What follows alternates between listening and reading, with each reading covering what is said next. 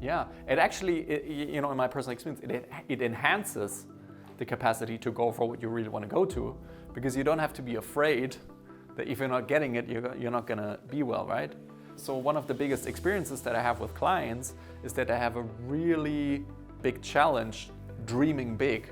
Actually realizing what it is that they truly would crave in their life, as you said, like what they would truly love. You may have been pointing to this earlier on when you made the point about how important it is to also be able to listen to ourselves.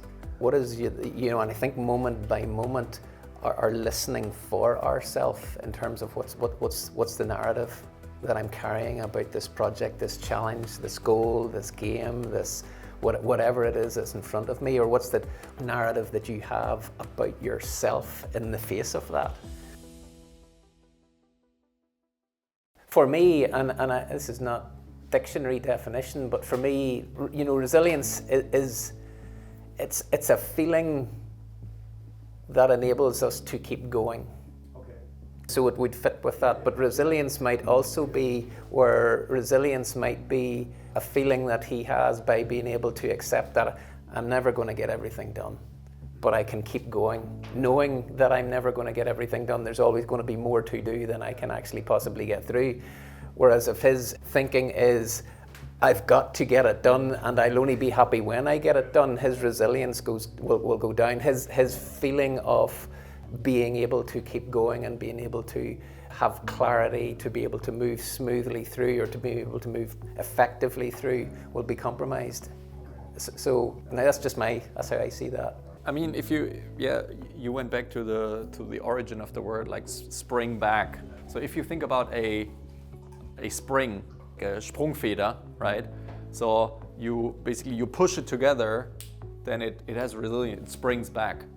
And that's to me, I think that's what you're alluding at, right? It is in the face of adversity or challenges to maintain or come back to well-being and performance. That's how I see it. So if you have a lot of, let's say, negative energy around you that affects you and maybe even distracts your attention, or you can't do the activities that you think would actually be of most benefit to the organization right now and so on, that's challenge or adversity. And then resilience is the quality of your thinking that allows you to either overcome that or not even get affected by whatever is happening around you. Because you're maintaining clarity and thus the smartness to deal with the adversity. Maintaining your inner well-being, a good state of mind, or coming back to a good state of mind, and coming back to a level of performance that allows you to move forward. I think that can also happen by just looking at your to-do list, getting overwhelmed, and then reconnecting to your inner sense of resilience that allows you to take the challenge of the over full to-do list as something that you can meet with clarity, and then, for example, just decide that you're not going to do some of those things. Well, for me, what I said here is what takes us out of resilience is the outside-in misunderstanding. In what you just said, it would be believing that my well-being depends on getting everything done. That my well-being depends on things turning out the way I want them to turn out. So if I realize that my well-being always is generated inside of me, independent of circumstances, then I may try to influence things the way that I want them to turn out, but I can be, in that sense, unattached to the outcome, which I cannot ultimately control, and still maintain and keep my well-being. That to me would be ultimate resilience. It doesn't mean that I give up and I don't try to achieve my goals. It just means that I don't need them in order to feel well inside. We use slightly different language for this, which really ties in. And one of the things that the ideas that I've really adopted for myself over the last couple of years is the idea of being whole and complete already.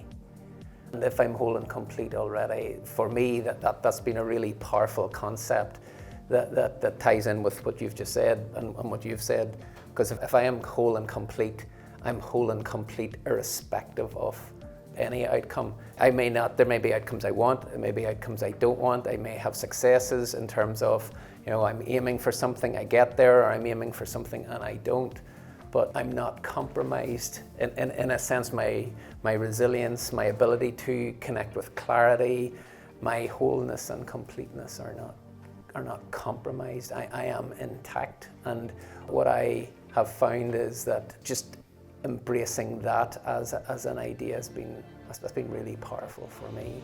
So, and I think, in terms of how you've articulated that, unattached, it really strongly connects for me. There's a psychologist by the name of George Pransky, and he has this powerful, he speaks about the difference between involvement and investment. And he talks about investment means that you're attached to the outcome. You basically, the thinking that your well-being depends on you getting what you want, like realizing the outcome. Whereas involvement just means you put your heart and soul into whatever you're doing. And most people collapse those two dimensions. They think, if I put my heart and soul into something, then of course I'm going to be attached to the outcome, and I'm going to feel depending on how things go. And he says, no, those are like two different dimensions. You can give your heart and soul into something without being attached to the outcome. You can be involved without being invested, and that's actually the most beautiful way to live. It's kind of like living life as a game where you're trying to win or trying to make points and move forward, but you're not suffering if things don't go your way, because you have innate well-being and innate resilience that you can always come back to.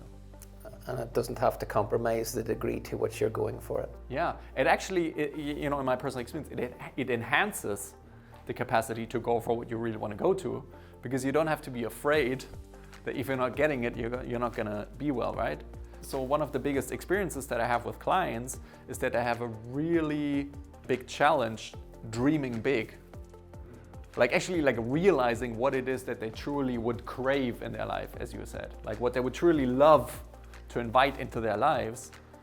Because I guess, one theory is that at some point they stopped dreaming because they thought it's not realistic and they're gonna get, hurt and burnt if they go for what they really want and then they're not getting it. Then they will feel miserable about it. So most of them are rather trying to be pragmatic and aim for what they think is realistic. But you would only do that if you're under the illusion that your well-being depends on you achieving your goals. And once you're free of this illusion, I feel like you're able to play a much bigger game. You're actually able to put much more excitement and enthusiasm and heart and soul into whatever you want to achieve. Because that's fun. It's just a fun thing to do, and you won't be negatively affected by it if it doesn't work. I would like literally for you to check in with yourself. If you have an experience either right now or have had an experience of being fully present, right? Was there a not being in your thinking? Is there ever any question that you're not whole and complete? It's my experience is that when I'm fully present, I feel like that feeling of being whole and complete is just flowing from inside of me. It's like a well. It's just coming up, it's coming up. And when I don't have that, it's because I'm thinking myself away. I'm somewhere where, I need to do this, I need to achieve this is not the way it should be. The only thing that is taking me out of that, which we have access to in the present moment, is, thinking that it should be different. Things should be different than they are right now. And then that thought looks credible, because that's what the mind does. It's like the biggest and most powerful virtual reality generation machine in the universe. It makes it super credible that things should be different. And not being whole and complete is created by that gap between how things are and how we think they should be. And I think you may have been pointing to this earlier on when you made the point about how important it is to also be able to listen to ourselves. What is, and I think moment by moment, our listening for ourselves in terms of what's the narrative that I'm carrying about this project, this challenge, this goal, this game, this whatever it is that's in front of me, or what's the narrative that you have about yourself in the face of that.